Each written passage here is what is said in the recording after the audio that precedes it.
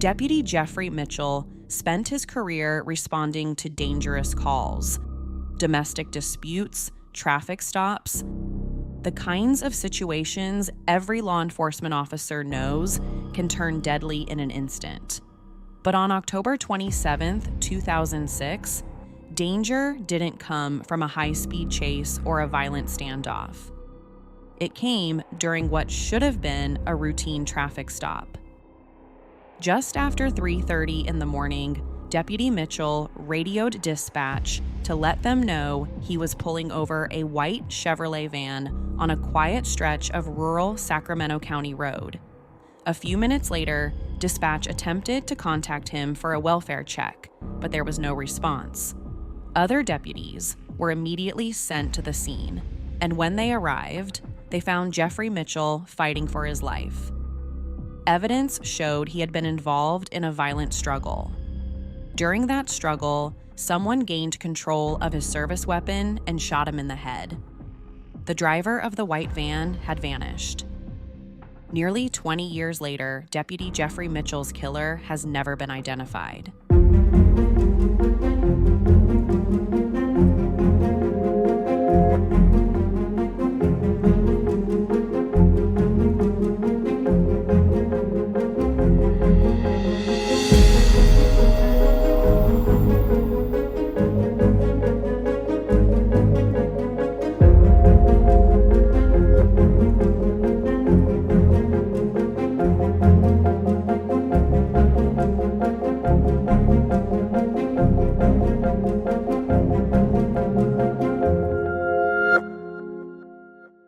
Before we begin, if you enjoy this podcast and want to support the show, you can listen to episodes early and ad-free on Patreon.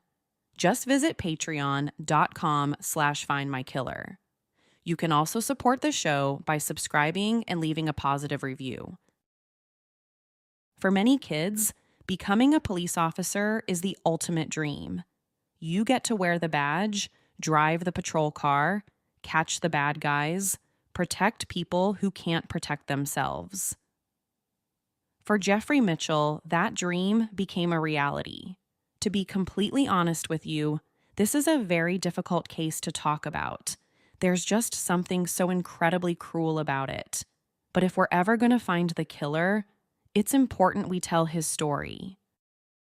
Born on May 28, 1968, to parents Gary and Mary in Campbell, California, in the San Francisco Bay Area, 38-year-old Jeffrey Mitchell worked as a deputy for the Sacramento County Sheriff's Department in Sacramento, California, a police force that today has around 180 employees. As a kid, he got really into playing sports, especially baseball. He eventually became a coach for his son's baseball team and for El Dorado Hills Little League South. Deputy Mitchell played baseball for all 4 seasons at Westmont High School and earned a place on the all-league team as a senior outfielder for a championship club in 1986. He was known by his teammates as one of the hardest-working players on the team, something people would say a lot about him throughout his life. He graduated from Westmont High in 1986, but instead of going away to college right away like most people thought he would, he surprised everyone by enlisting as an officer in the U.S. Air Force. During his service, he was deployed to Kuwait to support the Persian Gulf War, and after 5 years, he left the Air Force and returned to school at California State University, Sacramento, where he would eventually meet the woman he would marry, Crystal. The two instantly connected, and not long after finishing his degree, he proposed to Crystal, and they got married in August of 1995. That was supposed to be the start of a long, healthy life together. Deputy Mitchell spent the first few years after college working as a substitute teacher, but he eventually joined the Sacramento County Sheriff's Department in 1997. His first job there was as a physical education instructor, but by 2000, he had graduated from the academy and become a sworn deputy. Like most rookie sheriff deputies, he worked in the jails for the first 2 years. But after putting in a ton of hard work, he was promoted to patrol in 2002. Deputy Mitchell was given the graveyard shift, which meant he worked overnight, a shift that most people probably won't voluntarily sign up for. But he was sort of the odd man out and didn't really mind it. Working the graveyard meant he could be home during the daytime with his wife and young son. He loved being a police officer, but he loved being a husband and father even more. During what would be his 9-year career with the Sacramento County Sheriff's Department, all of Deputy Mitchell's coworkers and supervisors described him as an outstanding police officer. He was always willing to go above and beyond and took his role as a cop very seriously. One of his best traits was said to be his compassion. No matter who he met during the line of duty, he always treated people with respect and compassion. Knowing what we know now, that detail is just one of the many reasons why what happened to him was so senseless. No one deserves to be killed, but especially not someone like Deputy Jeffrey Mitchell. Let's now go to the night of Thursday, October 26th, and the morning of October 27th, 2006. Deputy Mitchell was scheduled to work his typical graveyard shift. He usually left the house around 9 or 10 p.m., worked anywhere from 10 to 12 hours, and then returned home between 7 and 9 in the morning. But the morning of October 27th turned out different. He never made it home back to his wife and son. When he started his shift that Thursday night, he had no idea what type of calls would come in. Sometimes he responded to calls about people selling drugs, drunk drivers, or even missing people. Other calls were just simple traffic stops, a broken taillight, or speeding. As a patrol deputy, it was his job to be ready for whatever came his way. He was about halfway through his shift when he patrolled an unincorporated area of Sacramento County near Dillard Road, a location about 30 miles away from downtown Sacramento. During the daytime, this area of Highway 16 would have been a pretty drive. You've got wide open fields on both sides of the roads, and most of the people who live out there have beautiful farms and ranches, but at nighttime, it looked completely different. There are hardly any lights out there, and you could go miles without seeing anything. Sometime between 3:20 and 3:25 in the morning, Deputy Mitchell used his vehicle computer to tell the sheriff's dispatch that he was approaching a white Chevy van without plates and planned to initiate a traffic stop. The van was near the intersection of Dillard and Mace Roads off Highway 16 and south of Jackson Highway. It was pitch dark out there with no other cars around. At first, everything about the call seemed relatively fine. It was supposed to be a completely normal and mundane traffic stop. Deputy Mitchell would ask about the missing license plates.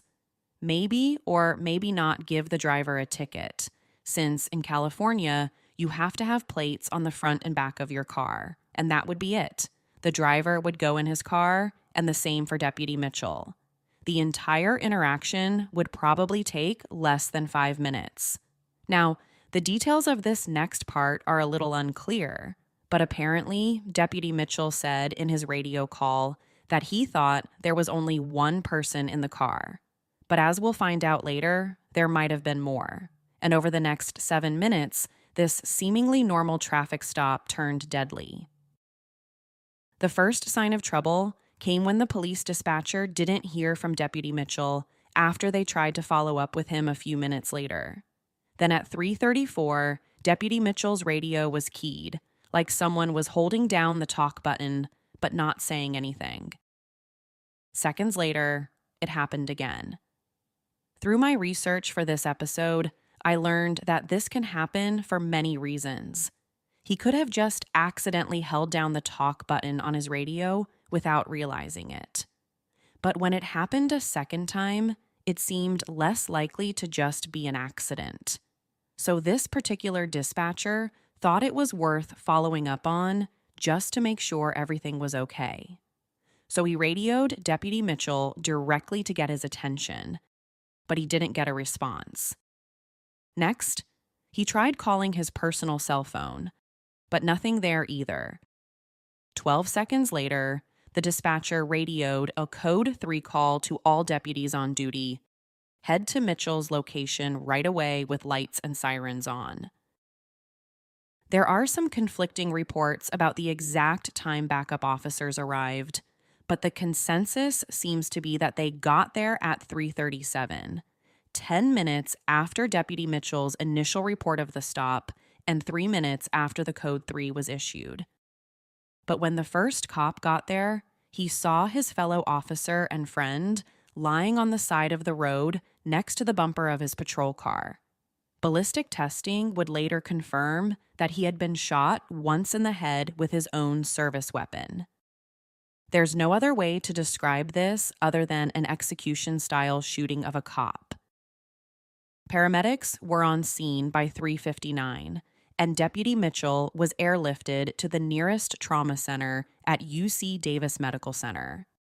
But despite the fast response of the first responding officers and the hospital staff, he was pronounced dead at 4:45.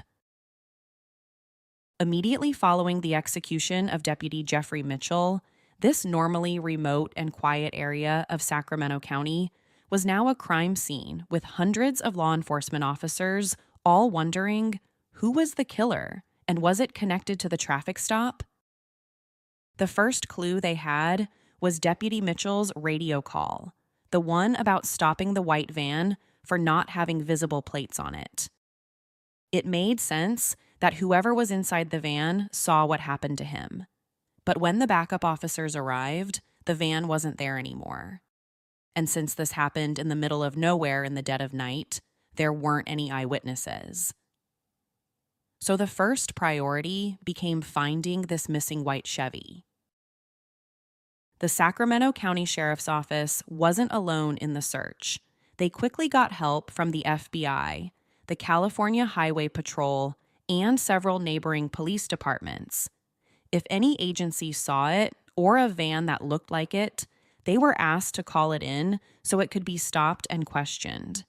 They knew the van's driver had a head start, but if they could get police officers stationed throughout Sacramento, they would have a chance of tracking it down. You can't just gun down a police officer and not expect every available law enforcement agency within 100 miles to start looking for the shooter, and that's exactly what happened. Back at the scene where the shooting happened, there were two big clues. Mitchell's service weapon, which someone had gotten their hands on and shot him with, and number two, his handcuffs were on the ground like he had tried to use them. This is what then Sacramento County Sheriff John McGinnis told reporters at the time, quote, "This may be a hunch, and we may never have the answer, but it is my belief that there was something that heightened his response because it does look like he had begun to handcuff a suspect," end quote. There were also obvious signs that Deputy Mitchell was engaged in a very violent attack and fought for his life before being shot. He wasn't the kind of guy to just go down without a fight. He was a trained military veteran and now an accomplished sheriff's deputy. If there was anyone who stood a chance at defending himself, it was him.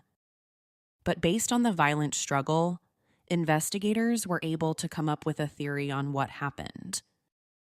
The traffic stop started completely normal and routine.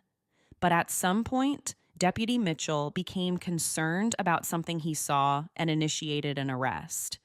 He was either patting the person down or attempting to put handcuffs on them when he was attacked. And during that surprise attack, the killer was able to grab his service weapon and shoot him with it. After that, the killer drove away in the van. Sacramento investigators also thought more than one person could have been involved. No matter how physically strong he was, it was Deputy Mitchell versus a man with a gun, or deputy versus two guys with a gun. It wouldn't have been a fair fight. When it comes to his radio clicking, we don't know whether he did it on purpose to signal he needed help, or it was just an accident that happened during the struggle. Either one is a possibility. But it was a good thing it happened because that's what first signaled something was wrong and alerted backup. His military and police training guided him right until the very end. On a roadside fence near the scene, the police noticed that part of it was damaged, as if someone had run their car into it. So this led the police to wonder whether the van had any front-end damage. But that was just a theory they had in the beginning. Eventually, the police discovered that the fence had been damaged well before all this happened, so it likely had nothing to do with the investigation. At a press conference on Friday morning, Sacramento County Sheriff John McGinnis pleaded with the public for help in locating the missing van.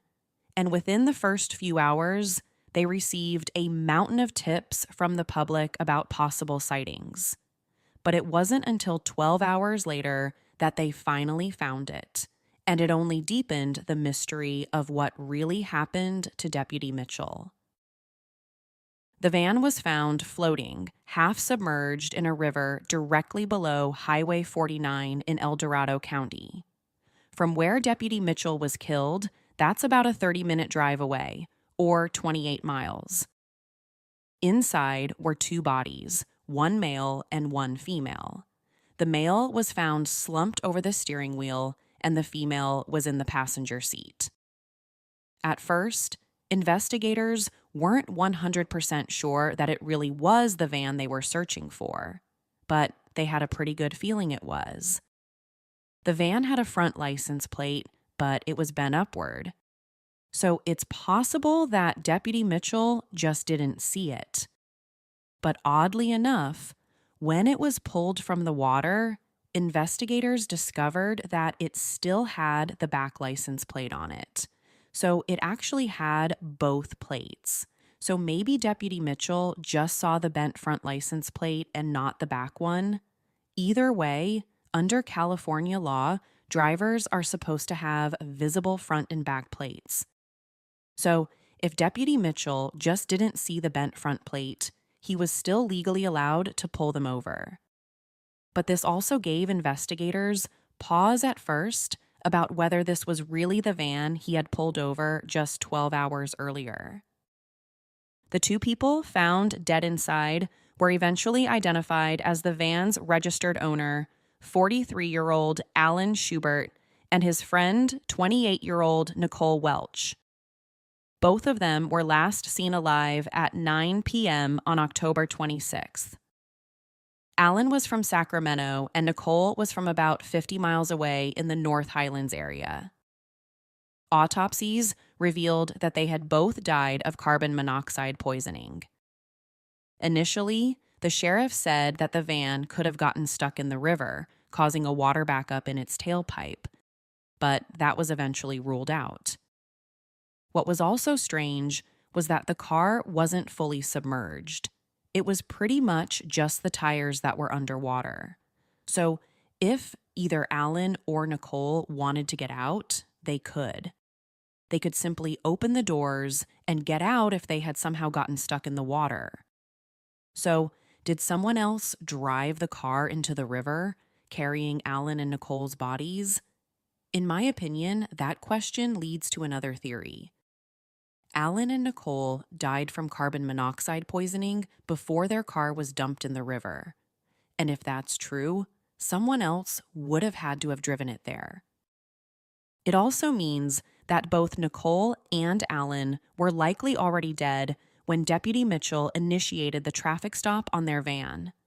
Neither one of them had any physical injuries on their bodies like they had been in a fight. So, it seems unlikely they were the ones who reached for the gun. And remember, Deputy Mitchell apparently said there was only one person in the van when he was about to pull it over. So, could someone else have killed Nicole and Alan? And while they were on the way to dump the bodies, Deputy Mitchell pulled them over for the bent front license plate? None of that has been confirmed, but it definitely makes me wonder if it could be true.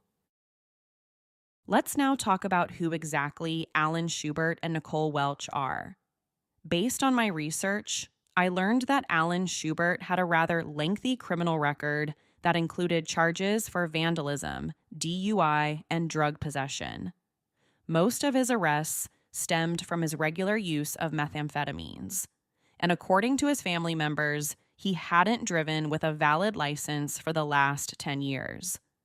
At the time of his death, Alan was living in the van and sometimes working as a handyman, which makes sense, given that the van was found with a bunch of tools and cooking supplies inside. According to family and friends, he was taking his friend Nicole Welch up to Jackson to visit some friends. He probably didn't plan to be gone long because he had an upcoming court appearance in downtown Sacramento that his family says he would have never missed. When the police asked Alan's girlfriend if she thought he could have killed himself, she said no. She didn't think he would because they had plans to move in together, and he wasn't depressed.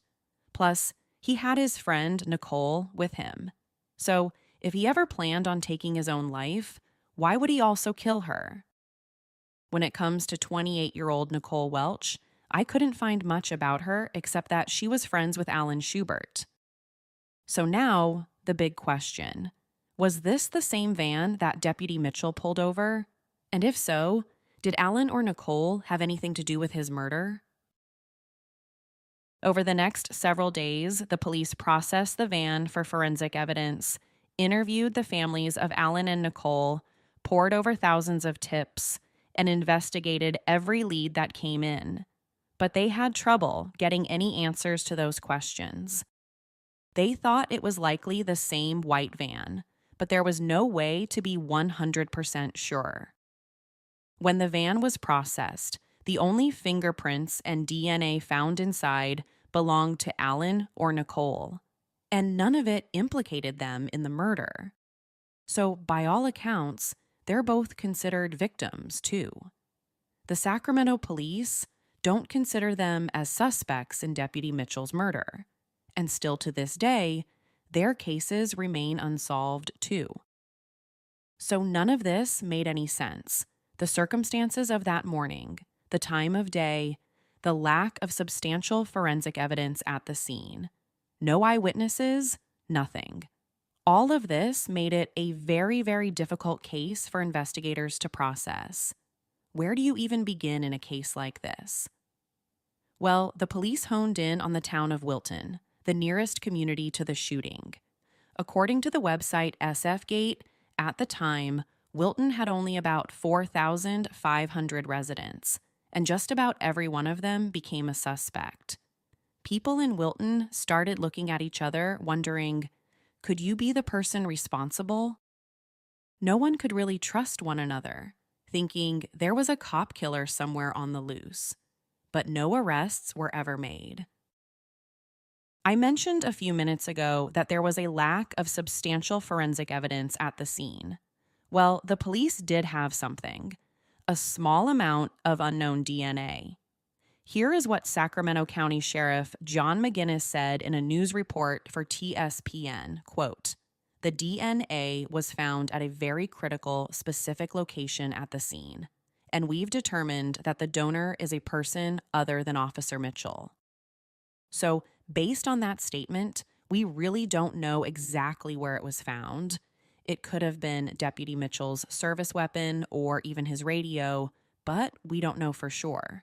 The police are keeping that detail a secret for some reason. So, we've got an unidentified genetic profile.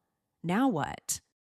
Well, there's a problem with it, and it's probably the reason why this case hasn't been solved. The police only have a partial profile, which is insufficient to identify a match in the national database.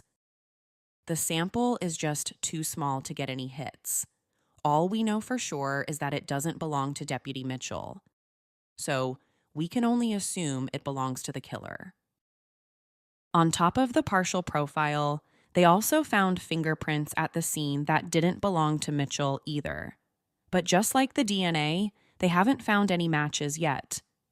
During the initial investigation, detectives went door to door in Wilton, speaking with residents and asking for DNA samples to compare with those found at the crime scene. They even reportedly went to the same guy's house at least 4 separate times to speak with him. But none of that yielded anything significant. We don't know why they went to that guy's house so many times, and no one from Wilton was ever arrested. At one point, the sheriff's office announced that 4 people in custody on unrelated charges were considered persons of interest in the case. However, ultimately, no arrests were made there either. So, within just a few weeks, the case was in danger of turning cold. Jeffrey Mitchell's memorial service was held on Thursday, November 3rd, at the Sutter Health Baseball Park in Sacramento, a field that is now home to the Sacramento Rivercats minor league baseball team. More than 4,000 people attended the public service, including thousands of law enforcement officers from across the state. His public funeral was the only time they stopped actively working on the case. But as soon as the service wrapped up, they went right back to work, putting up more than 20 billboards across the state about the case. And a $225,000 reward was offered for any new information. But by the end of the year, the case was at a standstill. More than 14,000 man-hours had been used, and the sheriff's office was rumored to have spent more than $1 million on it, more than half of that amount going to the department's overtime.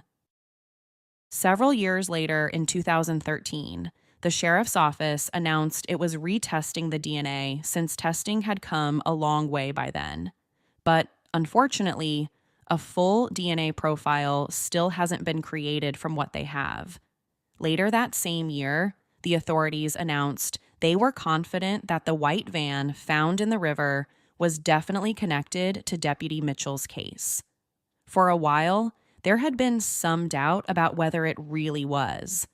But that doesn't mean they think either Alan Schubert or Nicole Welch had anything to do with his murder. In fact, the authorities think they're probably victims too. We might be looking for a killer who has taken more than just Deputy Mitchell's life. This now brings us to some of the theories surrounding this case.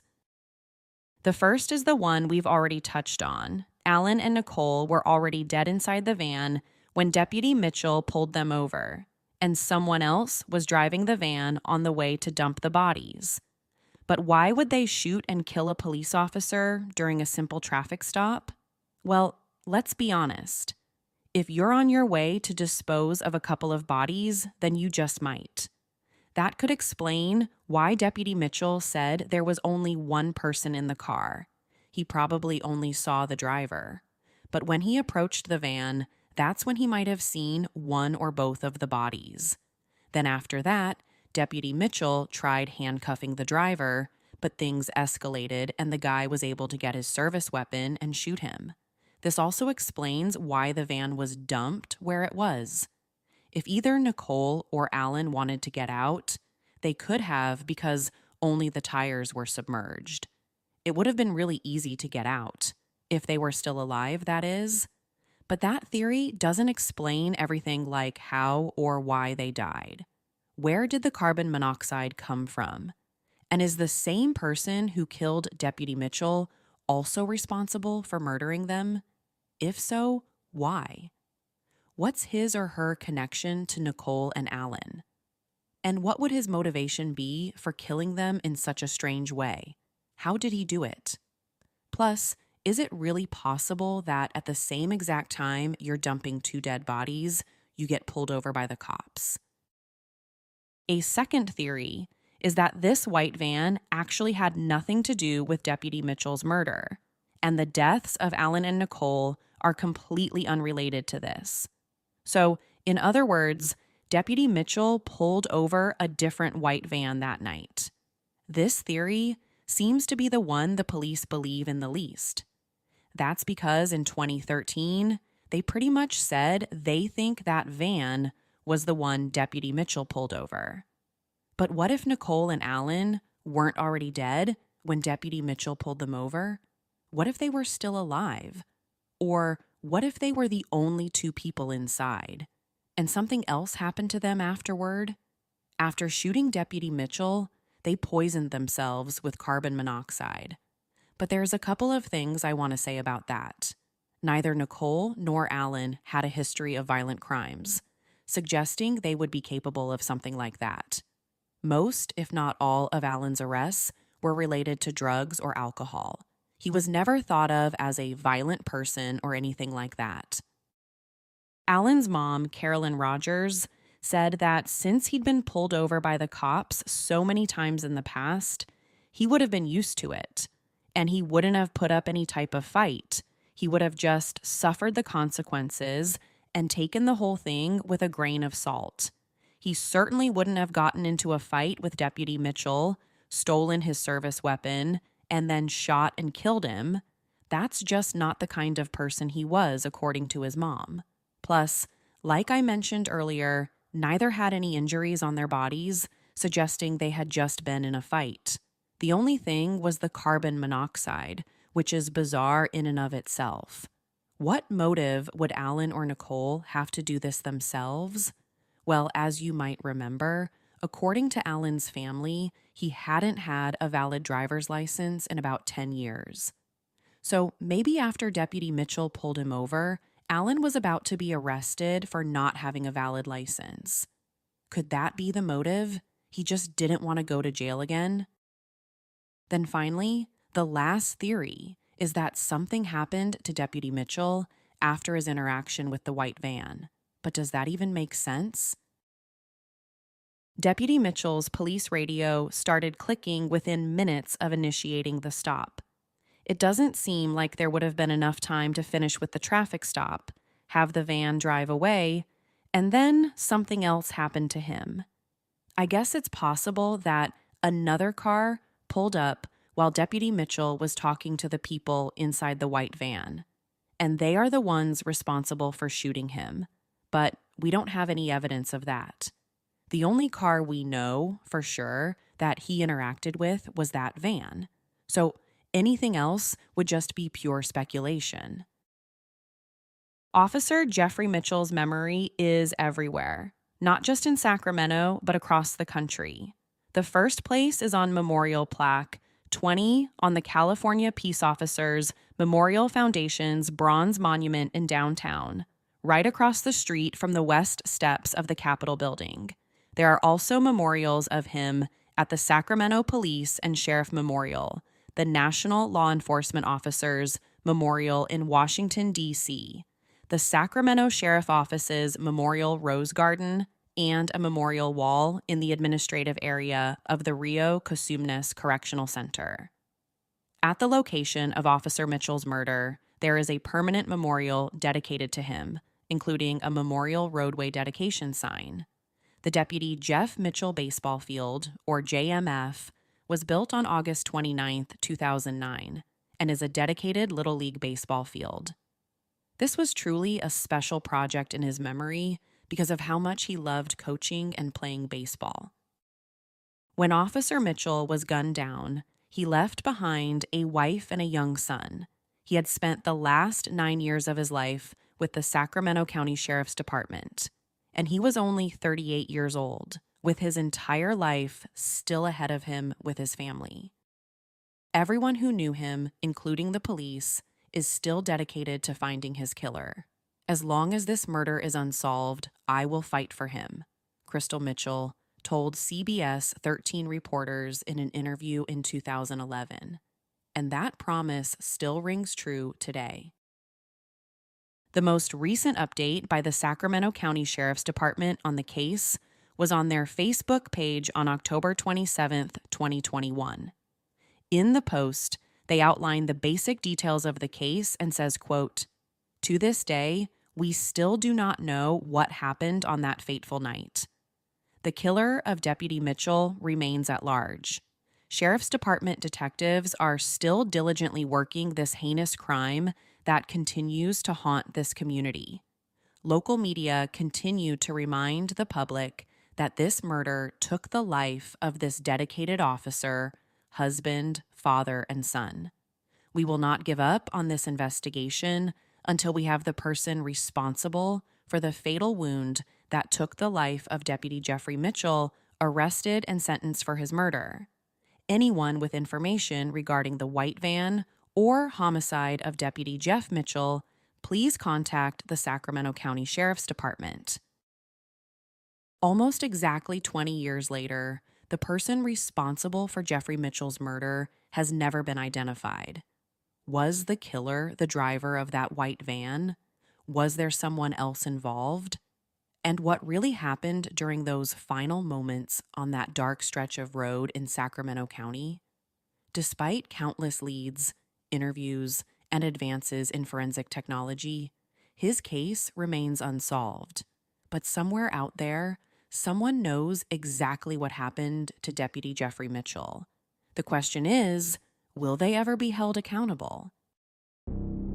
Find My Killer is a Rockefeller audio production. The show is written and produced by me, Courtney Fretwell.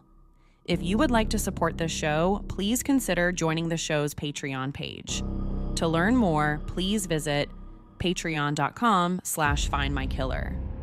Your support helps to fund research, production, and editing costs. In exchange for your support, you'll get early access to ad-free episodes and, coming soon, exclusive bonus content. You can also support the show by subscribing, leaving a positive review, and telling friends and family. Sources for this episode include multiple articles from SF Gate, the Sacramento County Sheriff's Department official website, ABC 10 News, CBS News, the SAC-B, Mercury News, and the Tahoe Daily Tribune. Thank you so much for listening. Subscribe to Find My Killer on Spotify or wherever you get your favorite shows.